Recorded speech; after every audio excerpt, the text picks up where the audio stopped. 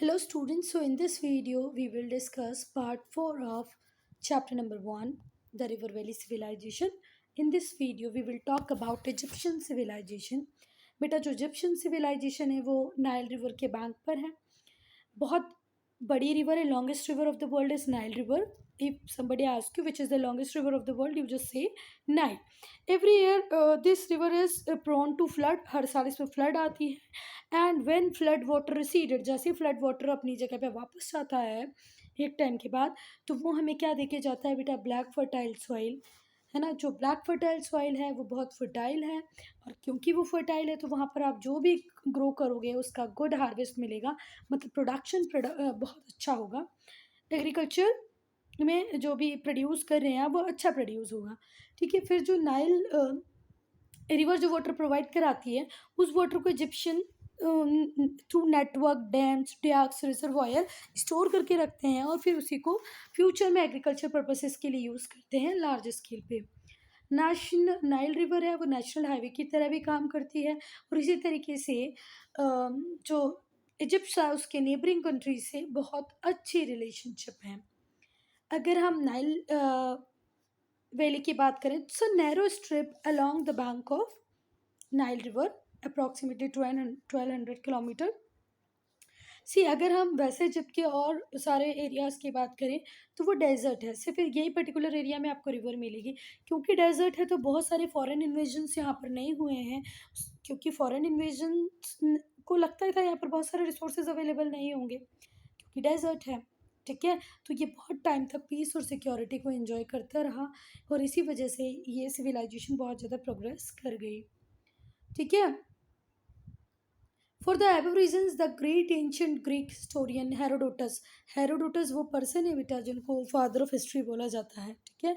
Herodotus called Egypt as a gift of Nile. बेटा इन्हीं सारे रीज़नों की वजह से कि यहाँ बहुत बड़ी रिवर इरिगेशन के लिए पानी देती है, डैम्स बने हुए हैं, तो इसीलिए उन्होंने जो हेरोडोटस हैं जिनको हम हिस्ट्री का फादर भी बोलते हैं, हेरोडोटस ने इजिप्ट को क्या बोला है? Gift of Nile. क्या बोला है? Gift of Nile. इसके भी बहुत सारे, अगर हम नाइल वैली सिविलाइजेशन या इजिप्शियन सिविलाइजेशन की बात करें तो इसको हम 3 पार्ट्स में डिवाइड कर सकते हैं. ओल्ड 3100 टू 2270 BC, BC बोले तो before Christ. Middle kingdom 2060 1785 BC. And जो न्यू किंगडम था वो आज से अप्रॉक्सीमेटली 3500 ईयर पहले स्टार्ट हुआ, और 3000 ईयर पहले ख़त्म हो गया. क्योंकि देखो 580 में स्टार्ट हुआ और 85 में ख़त्म ही हो गया, तो अप्रॉक्सीमेटली कितना चला? सिर्फ 500 ईयर. जो किंग था उसको फ़रो बोलते थे बेटा. किंग को क्या बोलते थे? Pharaoh. The word king as well as great house, this word means king as well as great house. Pharaoh king को क्या बोला जाता था बेटा? वहाँ पर फ़रो. और जो फ़रो है उसका मीनिंग होता है किंग और ग्रेट हाउस, जहाँ पर किंग रहता है. जो फ़रो था उसके पास एब्सोल्यूट पावर थी. ठीक है. पीपल पूरा बिलीव करते थे उस पर. ठीक है. और उसको गॉड का डिसेंडेंट मानते थे, और कई बार उसको भगवान भी मान लेते थे. फ़रो बहुत सारे प्रीस्ट को अपॉइंट करता था, चीफ मिनिस्टर को अपॉइंट करता था, so that he can control the kingdom in a very proper way, और for controlling the army he has appointed the chief. अगर हम सोसाइटी की बात करें तो इजिप्शियन सोसाइटी 3 पार्ट्स में डिवाइडेड थी. Upper class. ठीक है. People below pharaoh was compose of priest court noble landed nobility. जो रिच पीपल थे उन सब का एक क्लास हो गया जिसको आप अपर क्लास बोल सकते हो. वो बहुत सी लग्जीरियस लाइफ इंजॉय करते थे. कैसी लाइफ थी बेटा उनकी? लग्जीरियस लाइफ थी. They lived a luxurious life in palatial houses. Women decorated their hair. Women अपने हेयर्स को भी डेकोरेट करती थी. उनके पास लिपस्टिक थी. वो अपने नेल्स को भी पेंट करती थी. जो अपर क्लास वुमेन थी उनको पैलेसेस मिले जाते थे, और बड़े बड़े पैलेसेस में वो रहती थी. उनकी अपनी प्लेस थी सोसाइटी में. ठीक है. Because all landed property descended from mother to daughter. हाँ, ये थोड़ा सा अलग है इजिप्शियन सिविलाइजेशन में. वो क्या बेटा कि यहाँ पर मदर की प्रॉपर्टी कौन डिसेंड करता था बेटा? डॉटर. सोचो कितनी महान सिविलाइजेशन थी. हर जगह ऐसे ही होना चाहिए. The property of the parents transfer to daughter instead of father to son, जैसा दूसरे कल्चर में होता आया है। तो अगर आपसे कोई पूछेगा कि तीनों सिविलाइजेशन जैसे चाइनीज़ है, इजिप्शियन है, इंडस वैली है, मेसोपोटामियम है, तो कौन सी एक बात है जो इजिप्शियंस को बिल्कुल अलग करती है? वो बात है बेटा कि यहाँ पर मदर अपनी डॉटर को प्रॉपर्टी ट्रांसफ़र करती थी rather than father to son. Middle class rich merchants आते थे, ट्रेडर्स थे, स्किल्ड आर्टिशियंस थे, ज्वेलर्स थे, ठीक है। कुछ लोग लेदर में, कुछ क्लॉथ में, कुछ टॉम्ब और पैलेसेस बनाने का काम करते थे। यहाँ पे टीचर थे, डॉक्टर्स थे, है ना। Writers of letter documents were also included under middle class. तो मिडिल क्लास में overall teacher, doctor, writers, cloth maker, leather traders, ये सारे लोग इन्वॉल्व होते थे। अगर हम लोअर क्लास की बात करें बेटा, तो यहाँ पर स्लेव्स थे। यूजुअली उनको पकड़ के रखा जाता था और बिना पे किए उनको एक बार खरीद लिया जाता था बेटा, और फिर उनको अपने काम के लिए रख लिया जाता था। जो उनका मास्टर बोलेगा वो काम उनको करना पड़ेगा। अगर इकोनॉमी की बात करें तो बेटा ये एंशिएंट सिविलाइजेशन है, तो आप थोड़ा सोच ही लो कि जो इकोनॉमी होगी वो किस पे डिपेंडेंट करती होगी? फार्मिंग पे, ठीक है। इजिप्शियंस की एक स्ट्रेंथ थी, the strength of Egypt was based on farming and trading. Farming भी होती थी, ट्रेडिंग भी होती थी। इनके जो ट्रेडर्स थे वो नए नए किंगडम्स तक जाते थे, बहुत सारे ट्रेड रूट्स को भी कंट्रोल करते थे, ठीक है। और जो इजिप्शियन शिप्स थी वो व्हीट और लैनिन को यूरोप और एशिया तक लेके जाती थी, और फिर वहाँ से लंबर और मेटल वेपन्स लेके आती थी। जो इजिप्शियन शिप थी वो क्या कैरी करती थी बेटा? व्हीट और लैनिन। कहाँ पर? यूरोप और एशिया। और रिटर्निंग में क्या लेके आती थी? लंबर और मेटल वेपन्स, मतलब धातु के हथियार। अब अगर रिलीजियस बिलीफ की बात करें तो इजिप्शियंस का फर्म बिलीफ था लाइफ आफ्टर डेथ, मतलब मरने के बाद भी जिंदा रहता है व्यक्ति। मतलब मरने के बाद भी जिंदा नहीं रहता है, सॉरी क्या बोल रही हूँ भगवान। लाइफ आफ्टर डेथ मतलब मरने के बाद भी कोई जीवन होता है। सॉरी बच्चे अगर मैंने कंफ्यूज किया हो तो। मरने के बाद भी जीवन होता है, ऐसे इजिप्शियंस का बिलीव था। तो इसलिए वो बॉडीज को प्रिजर्व करके रखते थे। और सोचो उनके साइंस कितना डेवलप था कि they have preserve the body in such a way कि आज भी जो कोई मम्मी को हम निकालते हैं तो वो एज इट इज़ रहती है, ठीक है। और ये जो प्रोसेस है प्रिजर्व करने की उसको बोलते हैं mummification. The process of preserving the body, the process of preserving the body is called mummification. अगर मैम बोलेगी डिफाइन ममीफिकेशन तो क्या बोलोगे? The process of preserving body is known as mummification, ठीक है। बहुत स्किल्ड आर्ट था ये। लोगों का बिलीव था कि मरने के बाद भी कोई जीवन होता होगा, ठीक है। तो वो लोग बड़े बड़े टॉम्स बनवा देते थे। क्या बनवा देते थे बेटा? बड़े बड़े टॉम्स बनवा देते हैं पिरामिड्स के फॉर्म पे। अगर आपने पिरामिड्स नहीं देखे तो पिरामिड्स देखे, इस फॉर्म के होते थे। और ये यहाँ पर डेड बॉडी को रख के उसकी जो नेसेसिटी चीज़ें हैं वो यहाँ रख के और इसको क्लोज कर देते थे। Egypt to build large tomb in the form of pyramid in which they kept the bodies of pharaohs, ठीक है। फरोज की बॉडी वहाँ रख दी जाती थी। इजिप्ट के बहुत सारे गॉड थे, जैसे Amon Re sun god, Osiris lord of afterlife. Osiris क्या थे बेटा? लॉर्ड ऑफ आफ्टर लाइफ, मतलब मरने के बाद का जो जीवन है उसके भगवान होंगे ओरसिस। और अमोन रे सन गॉड को बोलते थे, ठीक है। The famous temple of sun god is at Karnak. Its hall is larger than football field and is supported by column. Football field जितनी बड़ी होती है उससे भी बड़ा उन्होंने टेम्पल बनाया है कारनाक, ठीक है। और उसमें क्या लगे? कॉलम्स लगे उसको सपोर्ट देने के लिए।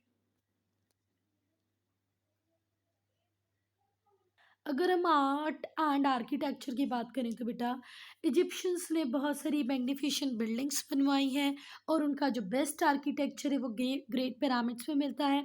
Pyramids are huge structure of stone, पत्थर के बड़े बड़े स्टोन वो होते थे, स्ट्रक्चर्स होते थे। They were royal tombs in which Egyptians keep their body of dead king, ठीक है। अपने राजा की डेथ होने के बाद उसको वहाँ पर रख देते हैं। अगर हम गीज़ा के पिरामिड्स की बात करें बेटा, कहाँ के? गीज़ा के पिरामिड्स की बात करें तो वो फ़ारो कुफू के लिए बना हुआ है। गीज़ा का पिरामिड किस राजा के लिए बना है बेटा? कुफू के लिए। ये सबसे बड़ा है, ठीक है।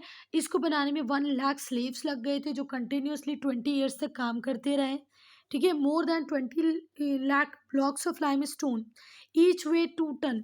कम से कम 20 लाख ब्लॉक थे लाइम स्टोन के जिनका वेट था 2 टन्स। उनको कट किया गया, पिरामिड की शेप में फिट किया गया, और जो बेस है वो 755 फीट लॉन्ग है। पॉइंटेड टॉप है 481 फीट का, ठीक है। और ये 7 वंडर्स ऑफ द वर्ल्ड में है। गीज़ा का जो पिरामिड है वो 7 वंडर्स ऑफ द वर्ल्ड में काउंट होता है बच्चा। ये देखो गीज़ा का पिरामिड। सोचो इतने बड़े पत्थरों को इतनी ऊंचाई तक लेके कैसे जाते होंगे, बहुत मुश्किल होता होगा, पर वो ले गए।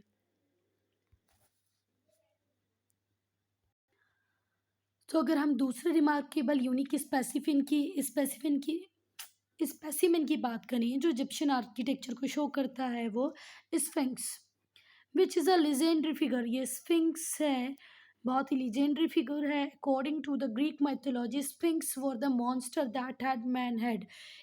स्फिंक्स कौन था बेटा? एक मॉन्स्टर था जिसके पास मैन का हेड था, लॉयन की बॉडी थी, सरपेंट टेल थी, और ईगल विंग्स थे, ठीक है। It is carved out of a single huge stone, और इसकी कार्विंग बेटा एक सिंगल स्टोन पे हुई है। Great sphinx at Giza is the most remarkable among them all. सबसे रिमार्केबल यही चीज़ है बेटा। ये 240 फीट लॉन्ग है, 66 फीट हाई है। It can not be said that with certainty as why this sphinx were built. अब ये स्फिंक्स क्यों बनाए गए बेटा, ये कोई नहीं बता सकता, फिर बनाए गए हैं, इसको थोड़ा ध्यान रखना। मैन का हेड, लॉयन की बॉडी, सरपेंट की टेल, और ईगल के विंग थे इसके पास।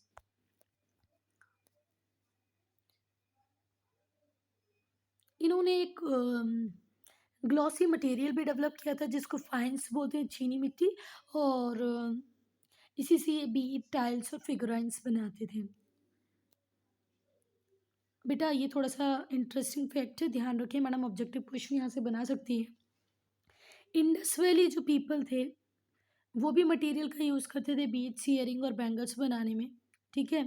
The use of this material during Egyptian testifies the fact that although this civilization developed in their own region but they had lot in common. बेटा देखो, सारी जगह ज्वेलरीज मिल रही है, अलग अलग टाइप के मटेरियल से बीट्स, ईयरिंग बन रहे हैं, पर कुछ ना कुछ फिर भी कॉमन है। अपने अपने टाइम में डेवलप हुई सिविलाइजेशन, इनके रिलीजन अलग थे, इनके रीजन भी अलग थे। रिलीजन तो छोड़ो, पर रीजन तो अलग था, फिर भी इनमें कुछ ना कुछ चीज़ें कॉमन थी। अब राइटिंग की बात करें, इजिप्शियन पहले थे जिन्होंने राइटिंग की बात की, या राइटिंग जिनको आती थी। 4000 से 3000 बीसी तक इजिप्शियंस ने राइटिंग को डेवलप किया। सो स्टूडेंट्स, इन लोगों ने अपनी राइटिंग के आर्ट को डेवलप किया। कब से कब तक? 4000 से 3000 बीसी तक। Egyptian developed a kind of picture writing known as hieroglyphics, ठीक है। इन्होंने हायरोग्राफिक्स क्या होता है बच्चा? A kind of picture writing, picture की फॉर्म में आप राइटिंग कर रहे हो उसको हायरोग्राफिक्स बोलेंगे, विच मीन्स सेक्रेड राइटिंग। कई लोग इसको सेक्रेड राइटिंग भी बोलते हैं, पर बेसिकली इसको अगर आप जानोगे तो इसका नाम हायरोग्राफिक्स ही होता है, ठीक है, जहाँ पर पिक्चर बेस्ड राइटिंग होती है। इसको सेक्रेड क्यों बोला गया है बेटा? First the writing consist of picture representing object, then the signs representing ideas, ठीक है। यहाँ पर पिक्चर्स हैं जो किसको रिप्रेजेंट कर रही है? Picture representing objects, then of science representing ideas.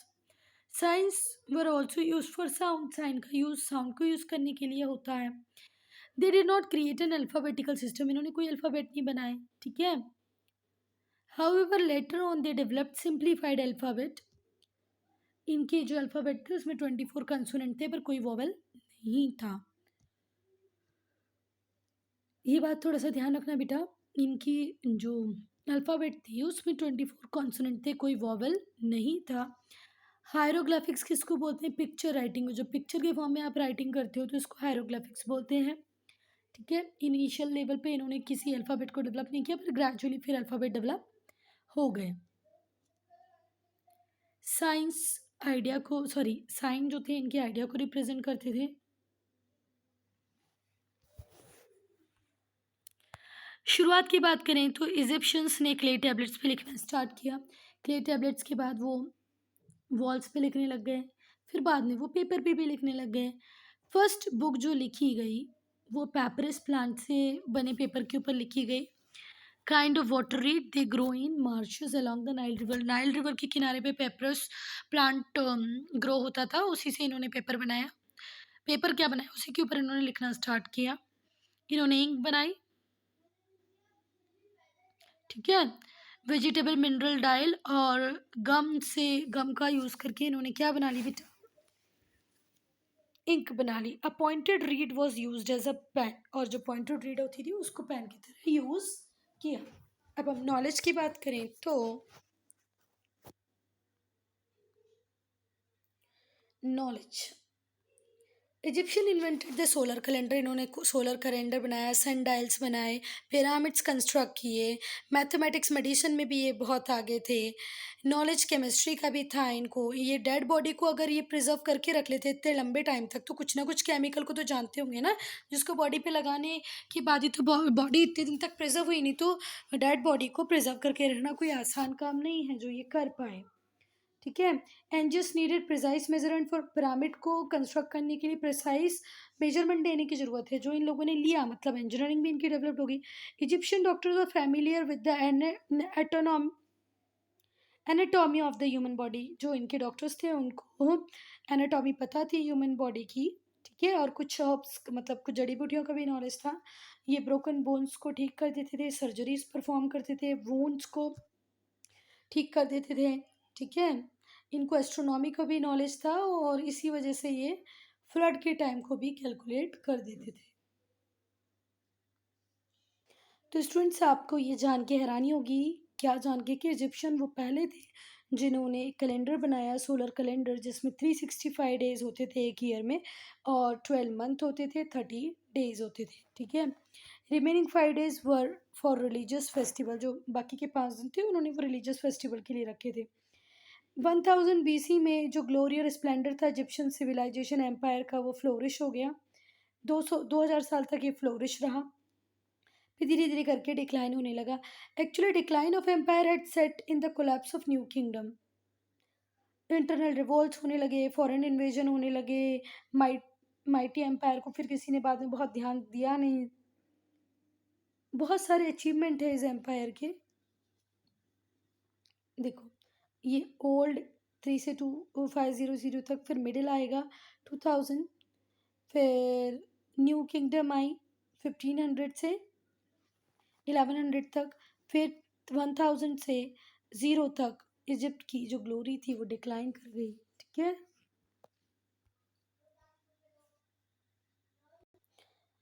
Chinese civilisation और द सिविलाइजेशन ऑफ चाइना, बेटा ये कंपेरेटिवली न्यू सिविलाइजेशन है, क्योंकि बाकी सिविलाइजेशन को जहाँ हम देख रहे हैं कि 3000 ईयर बैक की है, ये सिविलाइजेशन 1800 ईयर बैक की, 1800 BC की है। कब की, ईयर बैक की नहीं।